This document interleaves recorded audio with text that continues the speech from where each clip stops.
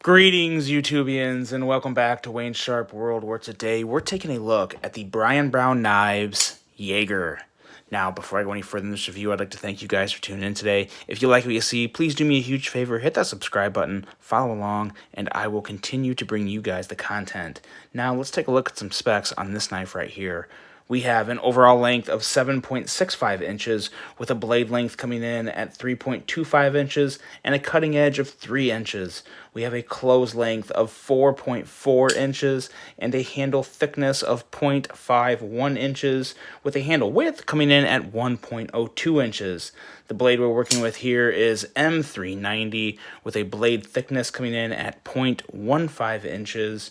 This is a pretty wicked style Wharncliffe blade with a very nice hollow grind, titanium handle, a frame lock locking mechanism, and we have a right hand tip up user carry. Now the weight on this guy varies from 4.6 to 4.8 ounces. That is depending on the version. This one I'm assuming is somewhere closer to the 4.8 size, being all titanium, and I'm assuming the micarta versions with some micarta inlays were closer to the 4.6 ounces, but I'm not sure. Regardless, the 0.2 ounces isn't going to make or break it one way or the other. This actually has some customization done by Fanatic Edge, which I'll cover a little more as we get into the handle and ergos of the knife. The overall price on this guy, I believe, is $350. I will say, though, these are currently not available. They sell out rather quick. This is another one of those reviews to where you guys need to know about Brian Brown because he's doing some really badass work, and it's a shame not to. This was how I learned about him, was this knife right here. So I definitely want to pass that information along to you guys. Now let's take a look at some size comparisons here. We'll start off with a newer Civivi. This is the Civivi Riffle, and of course this here is the Benchmade Bug Out. As you can see, it's really on par with the Bug Out in terms of length. Very similar blade length. The only difference may be a little bit of extra length in the handle and the Yeager. Not really that much, though. Pretty close comparison as far as length. The Yeager is a little thicker, and compared to the Yeager or to the Riffle, it is obviously not quite as long as the Riffle. And a couple other ones to show you real quick here. We have a couple other pretty wicked Wharncliffes, at least in my opinion.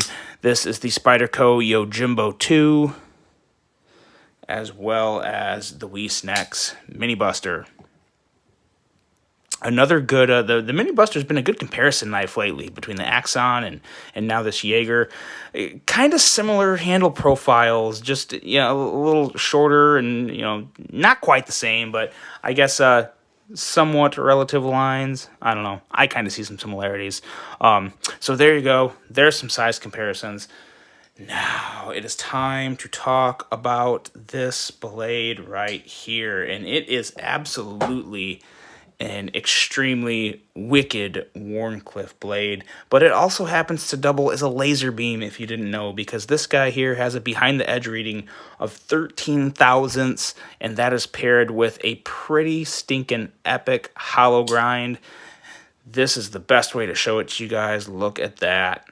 That is what sharp looks like. If you ever wondered, that is what sharp looks like, and if you look at it too long, it might even cut you from just looking at it. And I can't believe I botched that flip.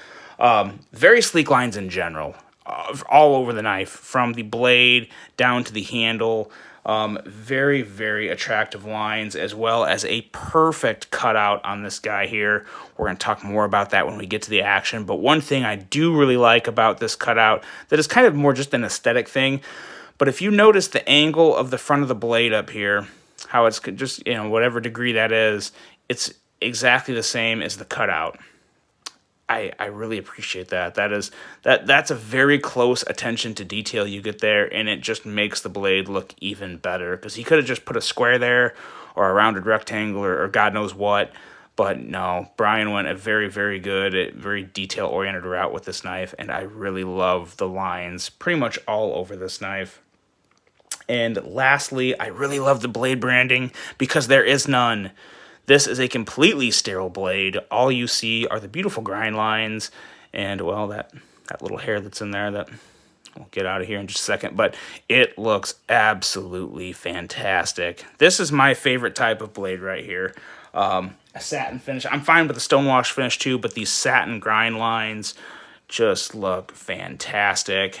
And with no branding, it just looks so fresh and clean. Very, very nice. Now, where is the branding, you ask? Because there's none on this blade anywhere whatsoever. Well, the branding is a perfect transition into the handle and ergos of this knife because it's right here.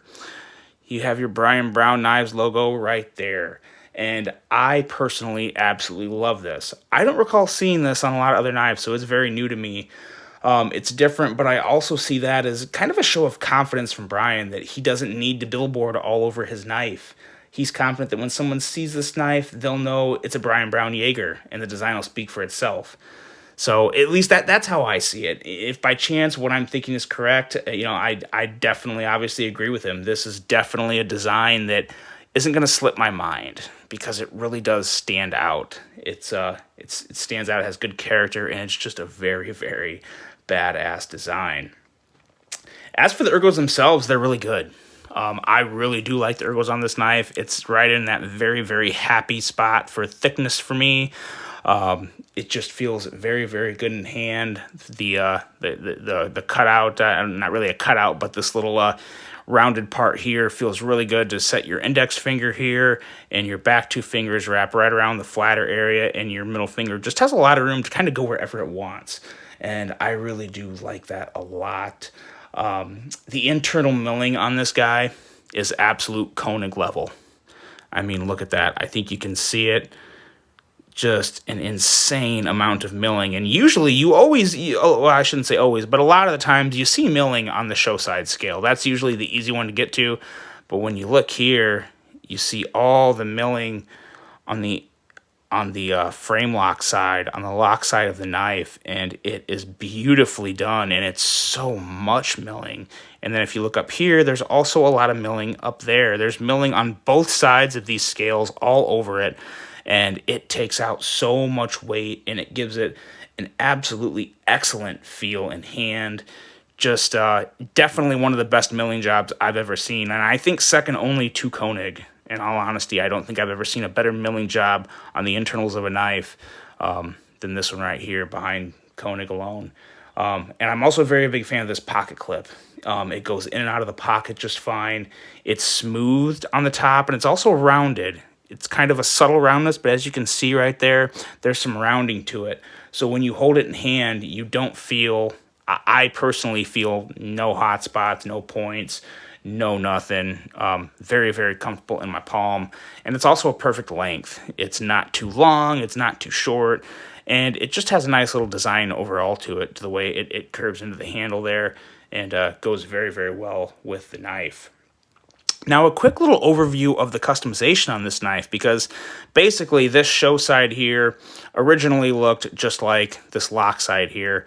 There was some customization work done by Fanatic Edge. I'm going to try and link his information, at least to his Instagram or something, in the bottom of this video. He does some pretty incredible customization work.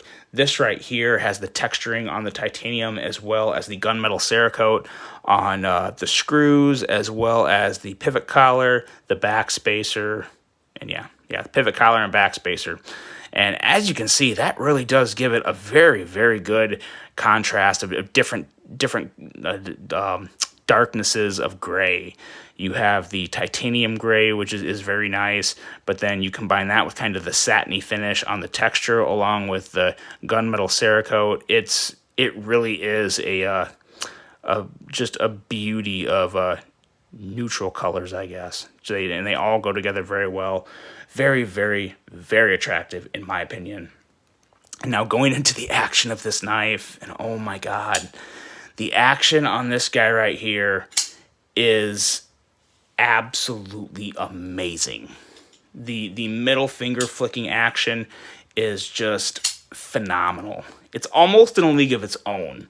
Some of the best middle finger flicking action I've ever experienced. There's a couple other knives that are up there with it.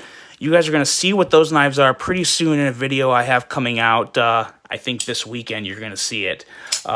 but partly a product of a perfect detent that is tuned to absolute perfection. And there is, depending how you look at it, there may be two drawbacks with this knife. Maybe. One is the sound on this knife. Personally, I absolutely love it. It sounds different. It kind of has that, it's almost like a SOCOM Elite sound to where it just has that real good, like, just metal sound. It's hard to even, obviously, it's kind of hard to duplicate, but I think it sounds amazing, but it's kind of a loud knife. Again, personally, I don't care. I could care less, but this is a knife that when you flick it out, you're going to hear it. So it is loud. It's probably going to get some attention, but it's loud in the best way because it just sounds fantastic. Some people may not care for it. I'm going to let you guys decide for that. One more flick with nothing else.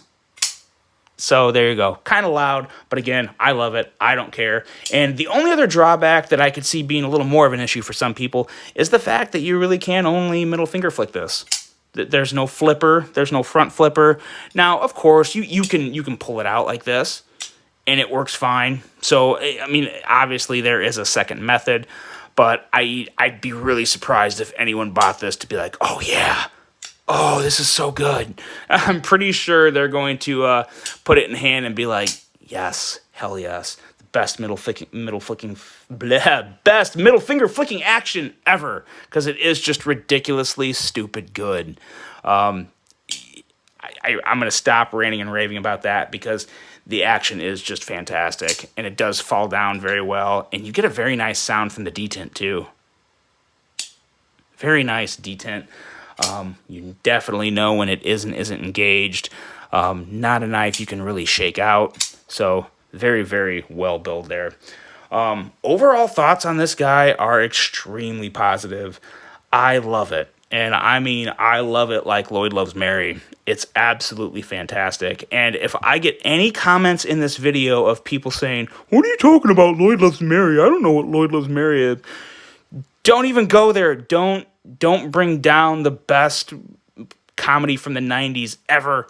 If you don't know what that is, just Google Lloyd Loves Mary, and that should probably pull it up. I may even check.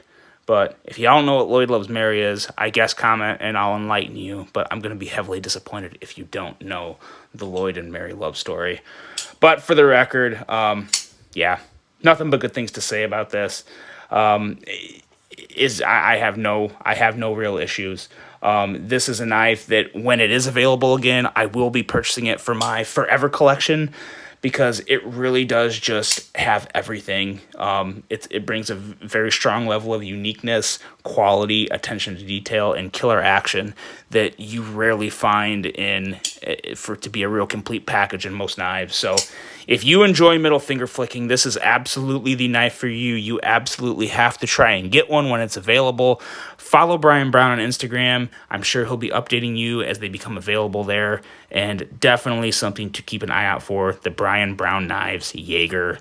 So that's it. I hope you guys enjoyed that one. Let me know what you think about this. How much do you love middle finger flicking knife? And if you're not a fan of middle finger flicking, what's your favorite form of deployment on a knife? I look forward to hearing those thoughts. Hope you guys have a great rest of your day. And until the next one, I'm out.